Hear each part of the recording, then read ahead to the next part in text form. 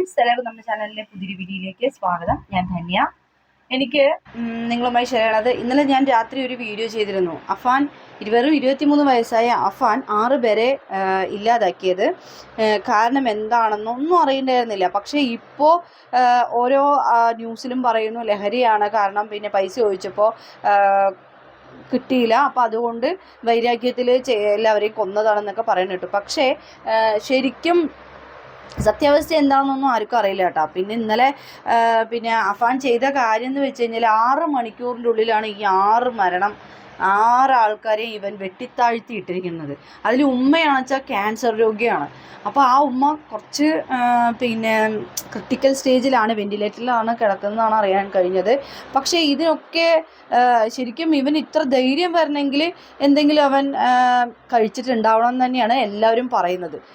കാരണം ഇത്രയും ആൾക്കാരെ എങ്ങനെ വെട്ടിത്താറ്റി ഇടാനൊക്കെ ആയിട്ട്, അല്ലെങ്കിൽ മുഖമൊക്കെ ഇത്രയും വികൃതമാക്കി ഇടാനൊക്കെ ആയിട്ട് ഇവനെങ്ങനെ സാധിച്ചു? അപ്പോൾ ഇവൻ എന്തായാലും എന്തെങ്കിലും കഴിക്കാതെയൊന്നും ഇവൻ എന്തായാലും ചെയ്യാൻ കഴിയില്ല എന്ന് തന്നെയാണ് 100% എല്ലാവരും പറഞ്ഞുകൊണ്ടിരിക്കുന്നത്.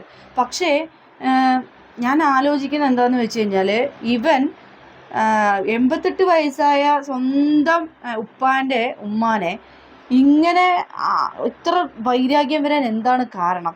മാല ചോദിച്ചു അത്രേ, കഴുത്തിലത്തെ മാല ചോദിച്ചു, അപ്പോൾ കൊടുത്തില്ല. അപ്പോൾ അവിടെയും വൈരാഗ്യമായ. അത് കഴിഞ്ഞിട്ട് ഉപ്പാൻ്റെ സഹോദരൻ ഉണ്ട്, ആ മൂപ്പൻ്റെ അടുത്തും അവരുടെ ഭാര്യൻ്റെ അടുത്തും ചോദിച്ചു പൈസ, അവരും കൊടുത്തില്ല. പിന്നെ വേണമെങ്കിൽ ചെറിയ മകനെ വേണമെങ്കിൽ എൻ്റെ ഒരു ഊഹം ഉണ്ടോ, അതായത് ചിലപ്പോൾ എന്തെങ്കിലും ഇവൻ ഒരുപാട് ചിലപ്പോൾ ഇപ്പം കുറച്ച് ചെറിയ കുട്ടിയാണല്ലോ, അനിയൻ കുറച്ച് ചെറിയ കുട്ടിയാണ്, കാഴ്ചയിലല്ല ശരിക്കും ചെറിയ കുട്ടി തന്നെയാണ്. അപ്പോൾ അവ 8ാം ക്ലാസ്സിൽ എന്തോ പഠിക്കുന്ന ഒരു കുഞ്ഞു മോനാണ്. ആ മോനെ ഒരുപാട് ലാളിക്കും വീട്ടുകാർ, അത് ശരി തന്നെയാണല്ലോ. അപ്പോൾ ഇവൻ ചിലപ്പോൾ അപ്പോൾ ഭയങ്കര വൈരാഗ്യം ഉണ്ടാകും. കാരണം എന്നേക്കാൾ കൂടുതൽ സ്നേഹിക്കുന്നു, എന്നേക്കാൾ കൂടുതൽ പരിഗണന അവന് കൊടുക്കുന്നു എന്നുള്ള ഒരു ഏകദേശം അവനൊരു സെൽഫിഷ്നെസ് അവൻ എപ്പോഴും മനസ്സിലുണ്ടാവും. അപ്പോൾ എല്ലാ ദേഷ്യവും കൂടെ അന്ന് അവൻ തീർക്കുകയാണ് ചെയ്തിട്ടുണ്ടാവുക. പിന്നെ സ്നേഹിക്കുന്ന പെൺകുട്ടി, അയ്യോ എനിക്ക് വയ്യ, ആ കുട്ടീൻ്റെ വീട്ടിൽ പോയി ഇവർ സംസാരിച്ചതാണ്, കല്യാണം കഴിച്ചു തരുമോയെന്ന് അഫാൻ പോയി ചോദിച്ചതാണ്. അപ്പോൾ ഈ കുട്ടിയുടെ വീട്ടുകാർ പറഞ്ഞു ചെയ്തു തരാം, കല്യാണം കഴിച്ച് കൊടുക്കാം എന്ന് പറഞ്ഞു തന്നെയാണ്. കാഴ്ചയിൽ ഇവൻ എന്തെങ്കിലും ഫ്രോഡ് പോലെ തോന്നുന്നുണ്ടോ? നാട്ടുകാരൊക്കെ പറയണത് നല്ല അഭിപ്രായമാണ് ഈ അഫാനെ കുറിച്ച് പറയുന്നത്. അഫാൻ നല്ല കുട്ടിയാണ്, എല്ലാ കാര്യങ്ങളും കൃത്യമായി ചെയ്യും, ആരുടെ അടുത്തും ഒരു ദേഷ്യമോ പകയോ അങ്ങനെയൊന്നും വെച്ച് പുലർത്താത്തൊരു കുട്ടിയാണ്. ഇടയ്ക്ക് എന്തൊക്കെയോ സാമ്പത്തിക പ്രശ്നങ്ങളൊക്കെ ഉണ്ടായിരുന്നു, എങ്കിൽ കൂടി അത് ഫാമിലിയായിട്ട് അങ്ങനെ പോയതാണ്, അല്ലാതെ വേറെ വിഷയങ്ങളൊന്നുമില്ല എന്നൊക്കെ ആളുകൾ പറയുന്നു. പിന്നെ സാമ്പത്തികപരമായിട്ട് വിഷയങ്ങളുണ്ടോ എന്നുള്ളത് ഓരോരുത്തരുടെയും വ്യക്തിപരമായ കാര്യങ്ങളാണ്. അതൊക്കെ ഇങ്ങനെ നമ്മൾ പറയുമ്പോൾ മറ്റുള്ളവർ മുന്നിൽ അത് പറയുമ്പോൾ ചിലപ്പോൾ അത് പറയാൻ താല്പര്യമില്ലാത്ത ഫാമിലി ആയിരിക്കാം. അപ്പോൾ കടക്കാർ വരുന്നത് ഇവന് പറ്റി ഇഷ്ടമായില്ല, അങ്ങനെയൊക്കെയാണ്. അതൊന്നും എനിക്ക് വിശ്വസിക്കാൻ കഴിയുന്നില്ല കേട്ടോ. കടക്കാർ വീട്ടിൽ വന്നിട്ട് എന്നാൽ പിന്നെ സ്വയം അങ്ങോട്ട് ഇല്ലാതായാൽ പോരെ, എന്തിനാണ് ഇത്രയും ആൾക്കാരെ വെട്ടിത്താറ്റേണ്ട ആവശ്യം? അവൻ എന്തോ ഒരു വൈരാഗ്യം അവൻ്റെ മനസ്സിലുണ്ട്, അവൻ അല്ലാതെ ഒരിക്കലും ഇങ്ങനെ ചെയ്യില്ല.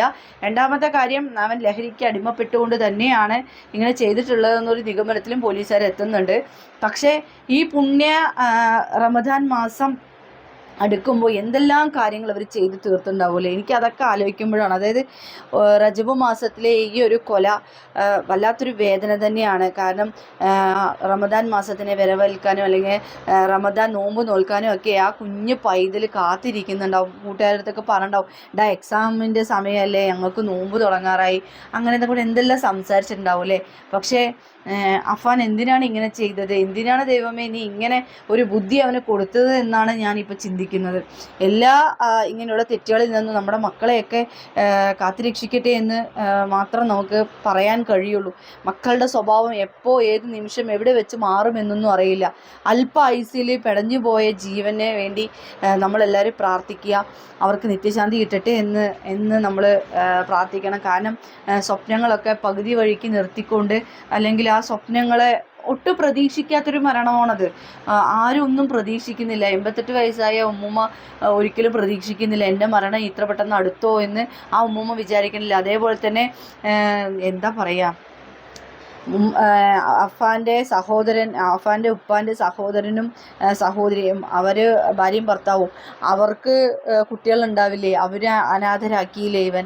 ഇതൊക്കെ കാണുമ്പോൾ വല്ലാത്തൊരു വിഷമമാണ്. പക്ഷെ ഒരു കൂസലും ഇല്ലാതെ അഫാൻ്റെ ആ ഒരു നൃത്തം കാണുമ്പോൾ വല്ലാത്ത ദേഷ്യമാണ് എനിക്ക് തോന്നുന്നത്. ഒന്ന് രണ്ട് പൊട്ടിച്ചാലോ എന്നൊക്കെ വിചാരിക്കും. പിന്നെയും അതിനൊക്കെ നമ്മളെ നിയമം കയ്യിലെടുക്കാൻ കഴിയില്ലല്ലോ. പക്ഷേ ചെയ്തത് വളരെ തെറ്റ് തന്നെയാണ്. എന്താണ് സംഭവിച്ചതെന്ന് അറിയില്ല. ശിക്ഷ എത്ര വലിയ ശിക്ഷ കിട്ടിയിട്ടും ഈ 6 ജീവനുകൾക്ക് പകരമാകുമോ? ഇല്ല.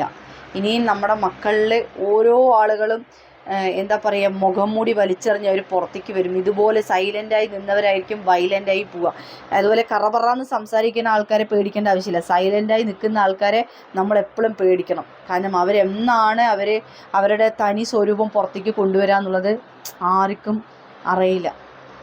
എന്തായാലും കാത്തിരിക്കാം അവൻ്റെ ആ ഒരു എന്തിനാണ് ഈ ഒരു നീചമായി ഈ പ്രവൃത്തി എന്തിനാണ് ചെയ്തതെന്ന് അറിയാൻ.